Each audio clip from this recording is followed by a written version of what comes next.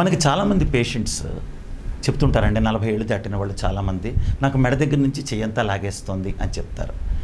మనం వెంటనే అది స్పాండైలోసిస్ అండి, సర్వైకల్ స్పాండైలోసిస్ అని చెప్తాం. లేకపోతే కాలు దగ్గర నుంచి మొత్తం నడువు దగ్గర నుంచి కాలంతా లాగేస్తుంది, అది కూడా లంబార్ స్పాండైలోసిస్ అండి అనేస్తాం సింపుల్గా.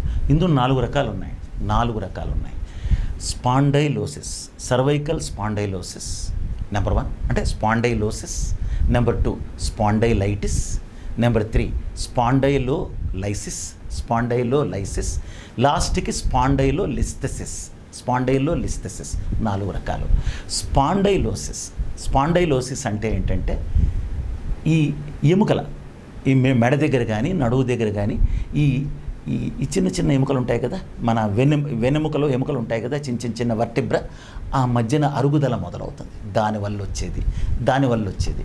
ఇకపోతే స్పాండైలైటిస్ అంటే ఏంటంటే వాపు, ఐటిస్ అంటే వాపు.